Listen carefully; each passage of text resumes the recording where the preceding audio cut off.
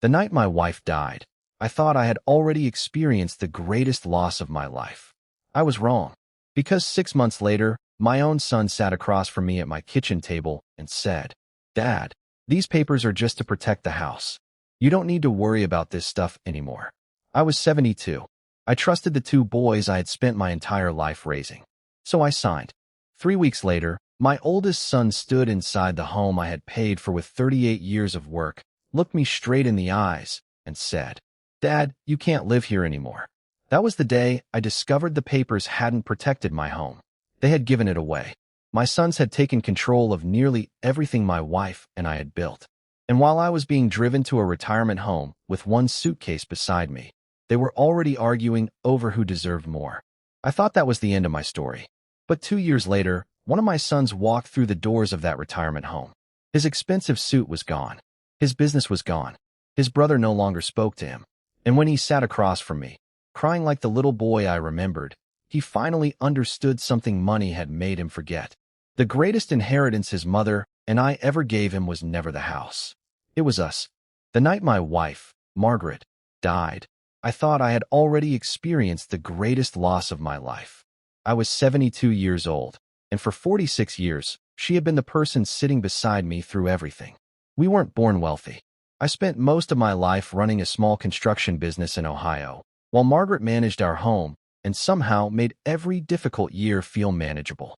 By the time I retired, we had built a comfortable life, a beautiful 4-bedroom house, some savings, and a business our two sons, Daniel and Ryan, had eventually joined. But none of that mattered to me after Margaret died. That house suddenly felt enormous. Every room reminded me of her. Her coffee mug was still beside the kitchen window. Her gardening gloves were still in the garage. And some mornings, I would wake up and forget for a few seconds that she was gone. During those first few months, Daniel and Ryan visited constantly. "Dad, you shouldn't be dealing with everything alone," Daniel told me. Ryan agreed. They offered to handle the bills, the business paperwork, even some of my financial accounts. I remember thinking Margaret would have been proud. Our boys are taking care of me. Then one Sunday afternoon, they arrived carrying a folder. Daniel placed several documents on my kitchen table. "We're reorganizing some things with the business and the property," he explained. "It'll make everything easier for you." I barely read them. Why would I? These were my sons. The same boys I had taught to ride bicycles. The same boys Margaret and I had worked overtime to put through college. So when Daniel pointed at the signature lines, I signed. Again and again. Ryan hugged me afterward. "Don't worry, Dad. We'll take care of everything." 3 weeks later, Daniel called me into the living room. Ryan was already sitting there. Neither of them looked comfortable. Daniel finally cleared his throat. "Dad, we think it's time you moved somewhere that can take better care of you." I stared at him. "What are you talking about?" Ryan wouldn't look at me. Daniel slid a brochure across the table. It was for a retirement home. I actually laughed because I thought there had been some misunderstanding. "This is my house," I said. "I'm staying here." Daniel's expression changed. Then he said 6 words I will never forget. "Dad, it isn't your house anymore." I looked from one son to the other. And suddenly, I remembered those papers. My hands began trembling. What exactly did I sign? Neither of them answered immediately. They didn't need to. That silence told me everything. I had trusted my sons with the life Margaret and I spent 46 years building. And without realizing it, I had signed almost all of it into their hands. I sat at that kitchen table staring at my sons. Finally, Daniel admitted the truth. The papers had transferred control of the house and most of my share in the family business to them. "But why?" I whispered. Daniel sighed. "Dad, you're 72. We thought it was better if Ryan and I handled everything." Better for me? Margaret and I had spent nearly 5 decades building that life. And now my own sons were explaining why they deserved to control it. I looked at Ryan. "You knew about this?"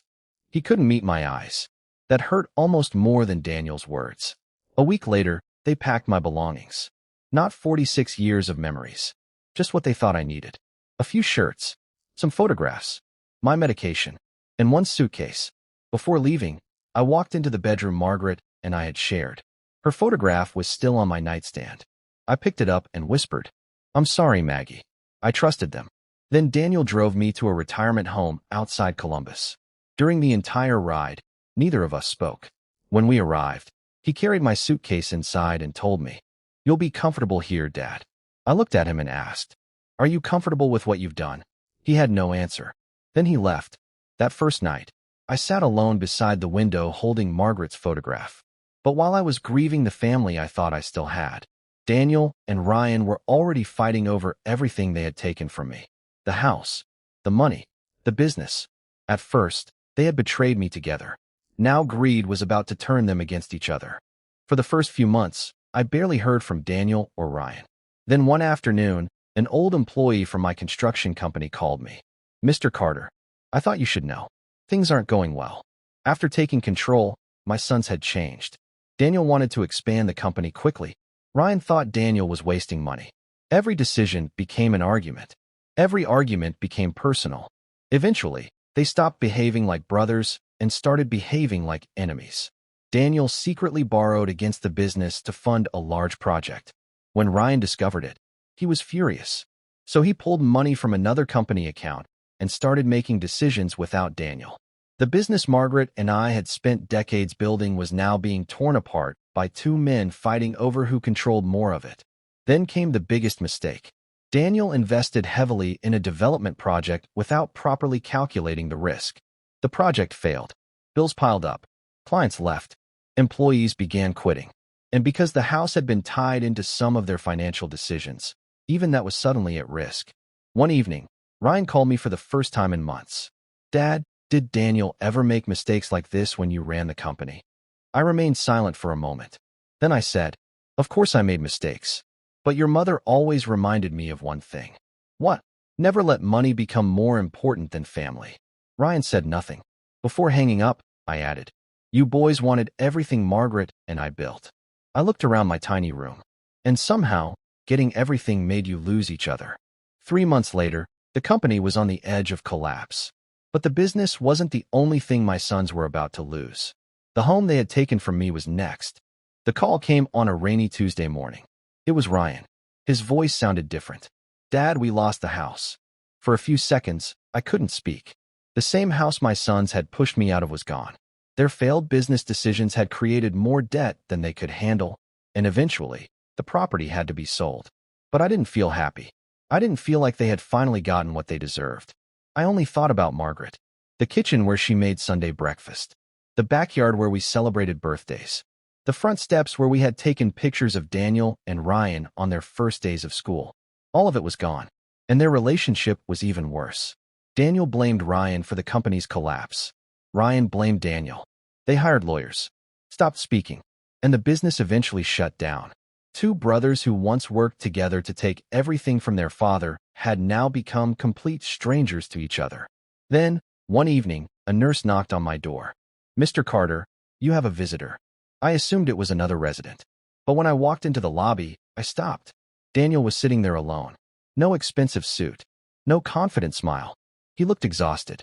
For the first time since he had sent me away, my son looked at me without seeing an old man whose property he could control. He saw his father. Daniel stood slowly. His eyes filled with tears. Dad, his voice broke. We lost everything. I looked at him for a long moment. Then I quietly said, No, son. You lost everything a long time ago. He stared at me. I continued, You just didn't realize what everything really meant. Daniel lowered his head. For several seconds, neither of us spoke. Then he whispered, Dad, I'm sorry. He told me the business was gone. The house was gone. And Ryan hadn't spoken to him in months. Then he said something I never expected. We thought once we controlled everything, we'd finally be successful. He looked around my small room. But you and Mom built that company because you trusted each other. Ryan and I destroyed it because we trusted money more than family. For the first time, I saw genuine regret in my son's eyes. But some wounds don't disappear with one apology. You didn't just take my property, Daniel, I told him. You took advantage of me when I was grieving your mother. His eyes dropped. I know. Then he began crying. I wish Mom were here. Those words hit me harder than anything else. Because I wish the same thing every single day. Before leaving, Daniel asked quietly, Do you think you'll ever forgive us? I looked at Margaret's photograph beside my bed. I don't know yet. 2 days later, I received another visitor. This time, Ryan was standing at my door. But he wasn't alone. Daniel was standing beside him. For the first time in almost a year, my two sons had come together. And what they said next made me realize that maybe losing everything had finally taught them what their mother and I had tried to teach them their entire lives. Daniel and Ryan stood together in my doorway. For once, neither was arguing about money. Ryan stepped forward. "Dad, we came to apologize. Not because we lost the business. Not because we lost the house.